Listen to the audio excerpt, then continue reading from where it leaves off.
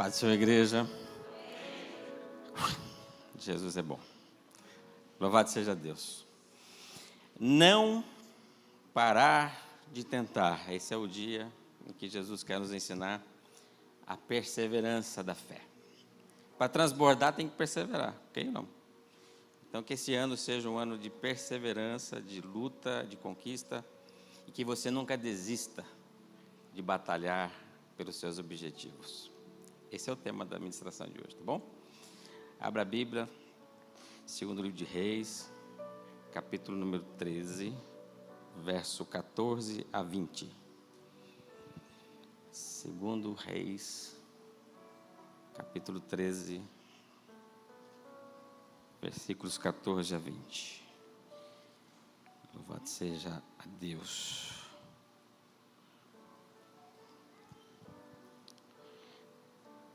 Vou ler na King James. Eu vou ler na minha versão. Espero que esteja sincronizado ali, na mesma versão. Quem não achou, fala misericórdia. E quem achou, dá uma salva de palmas. Não, está com a Bíblia na mão. Depois da leitura, vocês aplaudem a palavra do Senhor, tá bom? Combinado assim? O texto diz: Eliseu ficou doente da enfermidade que o levou à morte. Jeoás, rei de Israel, foi visitá-lo e, chorando por ele, exclamou: Aba, meu pai, tu és como os carros de guerra e o exército de Israel. Então Eliseu solicitou: vai buscar um arco e algumas flechas. E prontamente Jeoás foi buscar o arco e as flechas. Em seguida Eliseu disse ao rei de Israel: empunha e rasteie o arco. E Jeoás o fez. Então Eliseu pôs as suas mãos sobre as mãos do rei e ordenou-lhe: abra a janela que dá para o oriente, em direção ao leste, e atire. Em seguida Eliseu disse mais: pega as flechas. Ele as tomou. Então ordenou ao rei de Israel: agora bate nelas no chão. E ele as arremessou ao chão e as golpeou por 3 vezes seguidas e cessou. O homem de Deus ficou muito triste, irritou-se com ele, exclamando: era preciso dar 5 ou 6 golpes. Desse modo irá derrotar a Síria e arrasaria por completo. Todavia, agora vencerás os arameus 3 vezes somente. Passados esses acontecimentos, Eliseu morreu e foi sepultado. As tropas dos Amonitas costumavam invadir a terra de Israel a cada primavera. Só até aqui, em nome de Jesus. Aplauda ao Senhor, coloca a sua Bíblia no banco, nos assentos, e aplauda muito, muito a palavra do Senhor essa manhã. Essa palavra é digna de toda honra. Palavra do Senhor, palavra de Deus. Palavra que nos fortalece e nos dá vitória. Essa é a palavra que o Senhor tem para nós nessa manhã. Tome assento, no nome de Jesus. Eu quero falar para você não desistir das suas lutas, nem das suas conquistas, dos objetivos que você tem a conquistá-los. Porque se você for fraco, se você fraquejar, não transbordará durante esse ano. Isso é um risco que você corre, de não conseguir chegar até o final com aquilo que você está planejando agora. Você está planejando, creio eu que todos nós estamos planejando um novo tempo, sim ou não? Começar é sempre bom, terminar é melhor. Começar é bom, mas terminar é melhor ainda. Terminar bem, então, meu Deus. A gente começa nos 20 por hora, depois de uma grande festa, de um final, né? A gente está meio cansado, porque a gente festejou bastante no final do ano, comemorando o ano que passou. Muitas conquistas, muitas lutas, mas é certo que muita vitória, porque nós estamos aqui. Se nós chegamos aqui hoje, no primeiro culto de domingo, primeira ceia do ano de 2025, é porque nós somos vitoriosos. Nós não perdemos nada, nada ficou para trás, nem uma unha ficou para trás. Ou ficou, né? Porque eu cortei tanta unha no 2024. Você também cortou, né? Mas é assim, nós passamos por 2024, nós chegamos até 2025 E nós temos muito, muito tempo pela frente, mas muito tempo pela frente. Eu creio que Deus tem uma jornada maravilhosa para cada um de nós. Vai ter as surpresas, como sempre tem, mas a surpresa de Deus é boa também. Nós temos que ver que tudo que Deus faz é bom. Tudo que Deus faz é bom. Nada é ruim. Acabamos de ler aqui um profeta que está no seu leito de morte, e ele diz que certamente morrerá, será sepultado. O texto continua com a sepultura dele. Mas ele, nesse último ato do ministério dele, depois dele ter realizado muita coisa mesmo. Você pegar o capítulo 2, começando pelo capítulo 2 de 2 Reis, você vai ver ali, ele fez maravilha.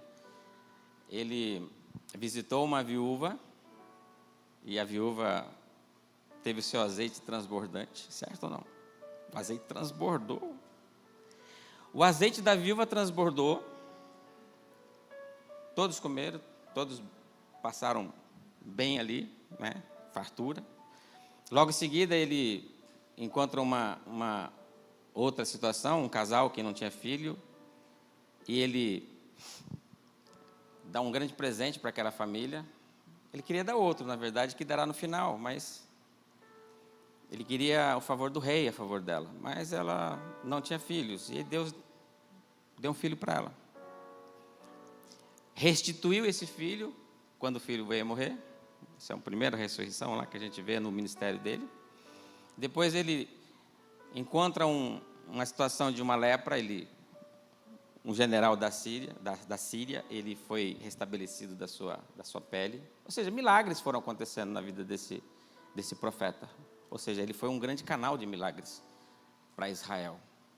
E o ministério começou cheio de coisas, e vai em vento e popa, até que chega o dia que ele vai terminar a sua jornada aqui no capítulo 13. Quando a gente estuda a palavra de Deus, você vê que tem aquele chamado inclusius, ou seja, períodos que fecham um período, né? Então abre e fecha.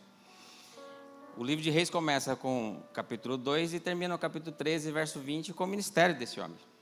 Tudo que está envolvido dentro desse período trata-se do ministério de Eliseu. Absolutamente tudo, os milagres, a direção daquela nação, as vitórias de Israel, tudo veio por conta desse grande homem de Deus.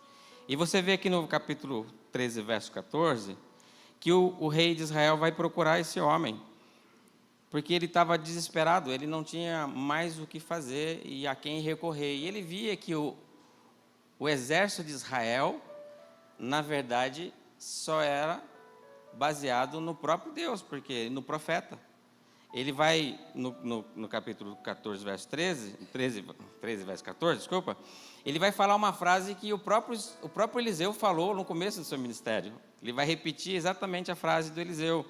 Lá no capítulo 2, verso 12, Eliseu vai dizer, Abba, meu mestre, meu pai, tu foste como os carros de guerra. Está falando para Eliseu isso, para Elias, desculpa, o profeta anterior. Ele está usando a expressão que o rei usa para ele na hora da morte, a expressão que ele usou para Elias. Tu és como os carros de guerra e os cavaleiros de Israel. Ou seja, o profeta representava todo o exército de Israel e os cavaleiros. Lembra daquele salmo que diz, uns confiam em carros, cavalos, eu confio no Senhor. E era assim, o profeta representava o exército todo de Israel. Por isso que quando Eliseu viu Elias saindo, ele falou, meu pai, e agora? Como é que a gente vai fazer? Porque o exército todo de Israel está saindo da terra. Não tem mais quem vai batalhar as nossas guerras. Como é bom ter um profeta, um altar, da onde você pode recorrer, milagres, e batalhar as suas guerras, entendeu? É do altar, é do profeta que sai a sua vitória. Quando o profeta sai, você perdeu os carros de guerra, os cavalos, perdeu tudo. Sem a palavra da profecia, sem a palavra profética na sua vida, você não vence batalhas, não vence guerras, não vence ninguém. E o rei de Israel sabia disso, então ele vai repetir novamente no verso 13, dizendo, Jeoás vai dizer, Abba, pai, meu pai, tu és como os carros de guerra e o exército de Israel. De verdade, Eliseu era mesmo o exército de guerra de Israel. A palavra profética é o nosso exército. Quando a gente está lá em perigo, a gente está em dificuldade, a gente vem para a profecia, para os profetas aqui, a gente recupera todas as nossas forças, porque é aqui que nós vencemos nossas guerras. É com a palavra de Deus que nós vencemos nossas batalhas. E o rei sabia disso. E ele procura o rei. Mas um alerta, quando a gente vai buscar, a gente busca por um tempo só. É isso que é o grande problema. E a gente usa a palavra de Deus de forma limitada. Limitada. A gente não usa a palavra de Deus da forma que é para usar. Às vezes a gente lá quer lutar uma simples batalha e a gente usa uma poderosa arma para poder lutar e acha que não vai usar mais, sabe assim? A gente não consegue entender que a palavra de Deus, ela é poderosa, ela está sempre à sua disposição e você pode usar quantas vezes for preciso. Você deixa de usar, você usa e fala, não, tá bom, não preciso usar mais, de repente você já venceu 1, 2 guerras, é o caso aqui. Ele foi muito negligente, o rei, porque ele poderia ser muito mais ambicioso durante 2025, veja só, hein?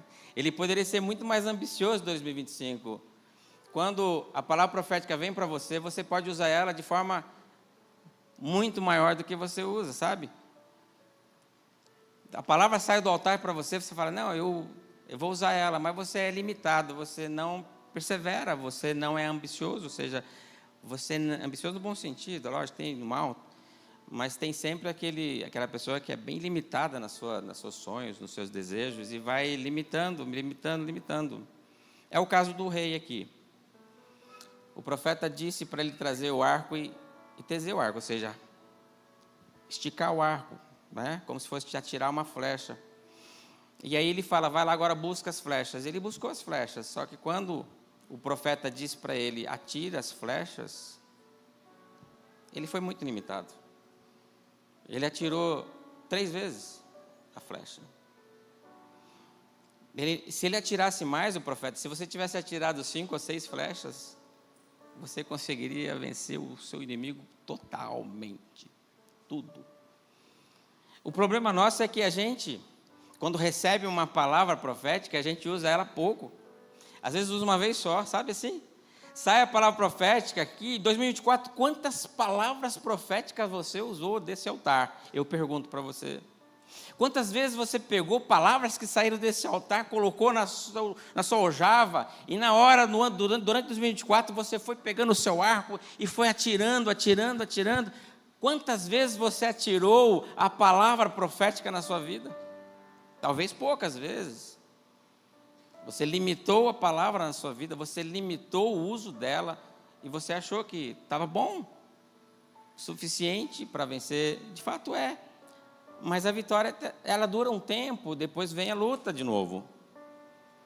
E se você não usar a palavra profética de forma sábia, de forma inteligente, com perseverança, você terá poucas vitórias. É isso que o texto está dizendo. Quando a palavra de Deus é usada de forma limitada, a sua vitória é pouca. Os carros de guerra, os cavaleiros, que são tantos. Lembra da passagem do Geazi, do jovem, que não conseguia ver nada além da frente, os inimigos só à frente, nada, absolutamente nada mais. E de repente o profeta disse, Senhor, abre os olhos desse menino, abre os olhos para que ele veja o que está ao nosso favor, os carros e os cavalos de guerra do Senhor. Abra os olhos dele, para que ele veja quão poderoso é o nosso Deus, quanto poderoso é o nosso exército, o que está conosco é maior do que está no mundo. Nós temos exércitos lutando a nosso favor o tempo todo. Só que a gente não vê essas coisas, sabe assim? Porque a nossa vista está limitada, nosso entendimento a respeito de Deus está um pouquinho embaixo, e o uso da arma que Deus colocou na nossa mão é pequena também. A gente usa muito pouco. Tu vai lá na palavra de Deus, quando você está com um problema, você lê um versículo e você não expande esse versículo, sabe assim? Você não expande ele, você não prossegue dizendo, Senhor, eu quero atirar essas flechas, eu estou vendo muitas flechas na minha frente e eu quero disparar, e não vou parar de usar a tua palavra, eu não vou deixar de usar a tua palavra durante tempo de guerra. Mas você atira uma flecha e, tá bom, já venci, já acertei o alvo e está tudo tranquilo, você venceu mesmo. Venceu. Só que, novamente, você vai precisar da batalha, da guerra, de usar o arco, usar a flecha. Por que você não faz isso antes? Você pega, porque aqui é profético, a gente está falando de coisas futuras, pela fé. Você vence hoje as suas batalhas de 2025. Você vence hoje o que vai acontecer em dezembro. Você vence agora tudo que está à frente. Você não vence só agora, você vence aquilo que está lá no futuro. E você limita o alcance da palavra, sabe assim, atira muito displicentemente. O efeito é consequência disso, porque aqui nós vemos que o Jeoás, ele teve outros embates com o rei da Síria. Teve um, Moabe se juntou, foi tentar, Hazael, ele venceu. Ok. Ele até conseguiu passar o seu reino de forma legal. Ele passou o reinado lá para o rei Jeroboão II, que vai vir na linha sucessória, e foi maravilhoso, foi muito bom, porque nós vemos na palavra de Deus que o reinado de Jeroboão II foi o melhor reinado de Israel. Quem lembra de Jonas? Quem leu o livro do profeta Jonas? Jonas, filho de Amitai. É naquele período. O profeta Jonas chegou lá no capítulo 14, verso 25, se não me engano, se me falha a memória, põe aí para a gente ver se é isso mesmo. Capítulo 14, no mesmo, segundo Reis, tá bom? Você na sequência. Segundo Reis, 14, 25. Veja o que o profeta Jonas falou para o rei Jeroboão II, que é o sucessor aqui. Consegue achar para nós aí? Segundo Reis, 14, 25.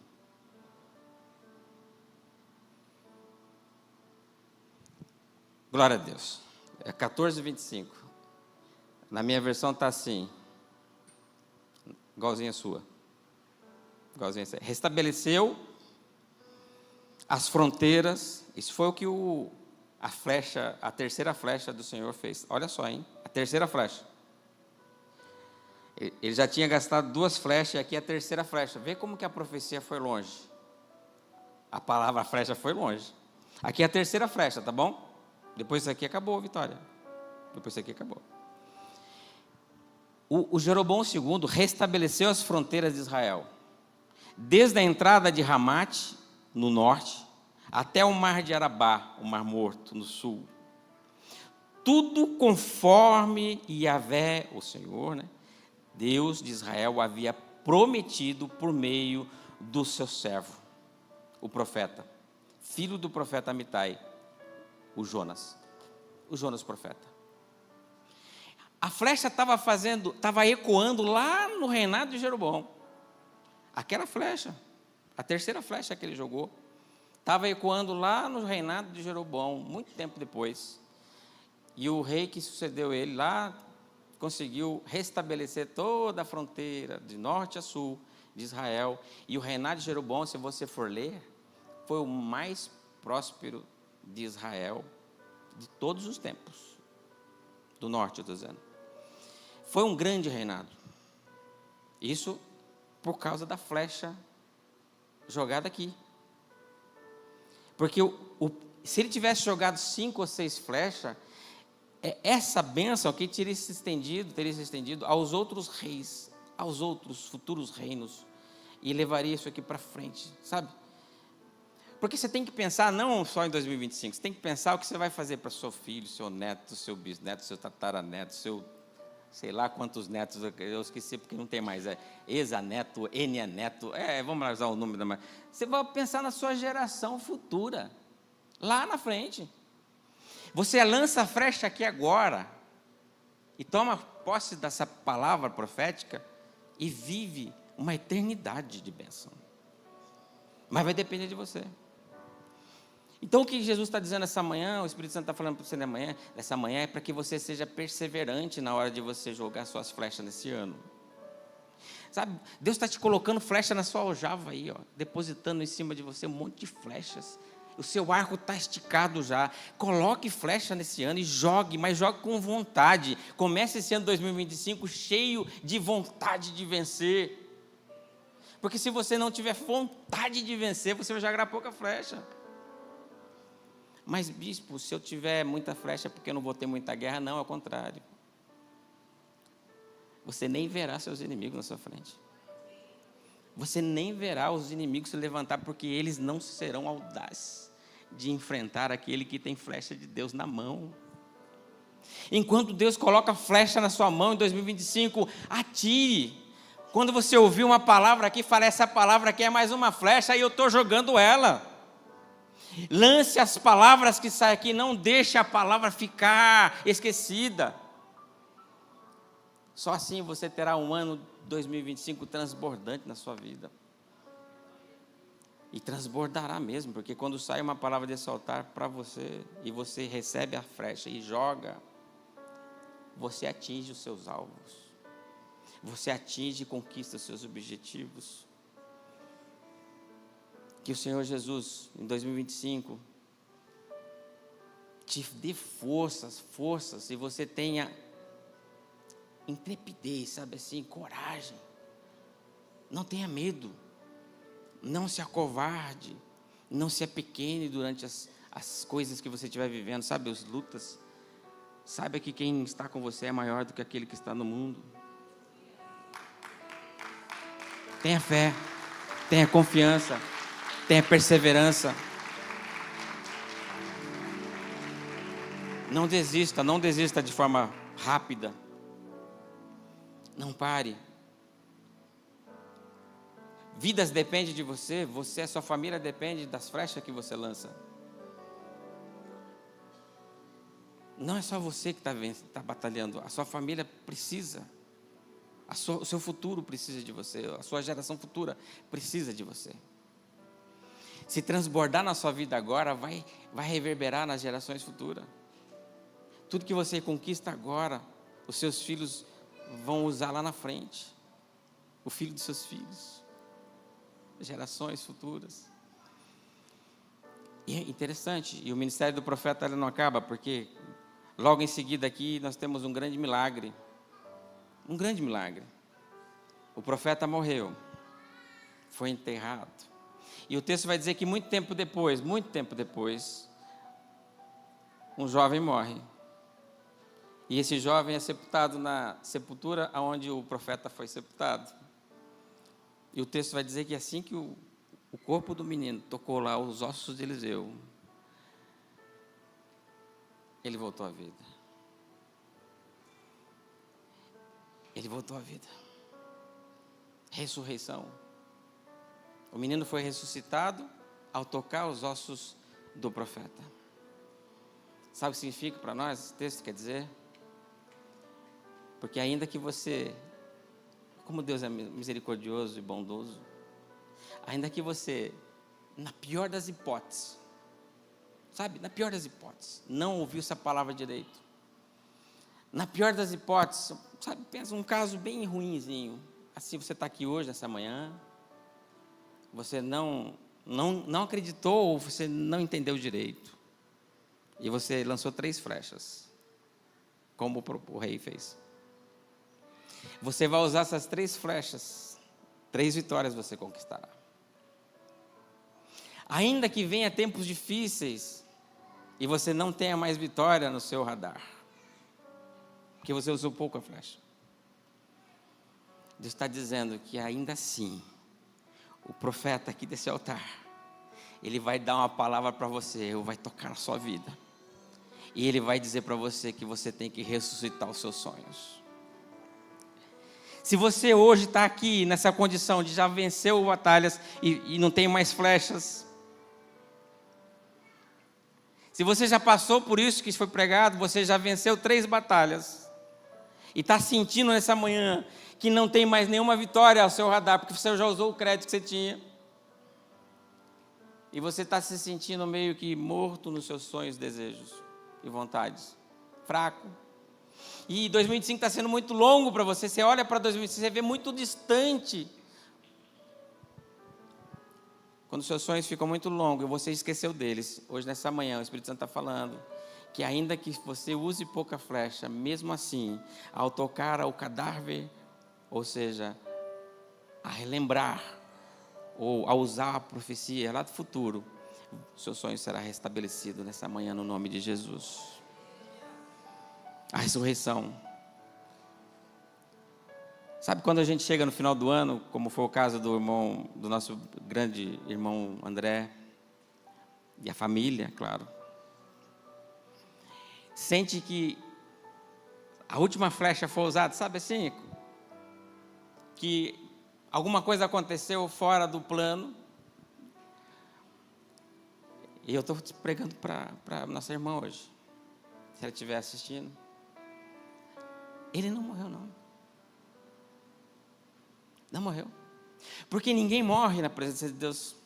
Os que Deus ama não morrem. Aqueles que Deus ama não morrem. Os amados de Deus não morrem. É por isso que nós todos os meses, nós vimos aqui na igreja, nós vimos aqui, nós tomamos o cálice e o pão, para quê? Para celebrar a morte? Não, para celebrar a vida. É isso que nós vamos celebrar daqui a pouquinho. Os amigos de Deus não morrem. Os sonhos dos filhos de Deus também não morrem. Usem as flechas. Depositem com toda a força as flechas que Deus te dá no lugar certo. E atire com toda a sua força. Quantas vezes você sentir no coração de jogar? Se for toda hora, tudo bem. Se for todo dia, toda manhã, depende de você. Depende de você. Que nesse 2025 você consiga ser uma mulher, um homem de Deus de verdade, que é aquele que persevera, que insiste, que não desiste por qualquer coisa. E 2025 vai ser uma grande bênção. E se caso seus sonhos estão mortos, palavra profética, hein? Lance essa palavra agora. Seus sonhos serão restabelecidos, ressuscitados, porque é isso que Deus faz, Ele ressuscita sonhos, ressuscita futuro, ressuscita gerações, ressuscita planos, ressuscita projetos.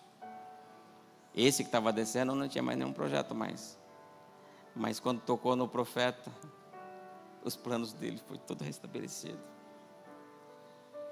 Irmã Andréia, tem a força de continuar tirando flechas.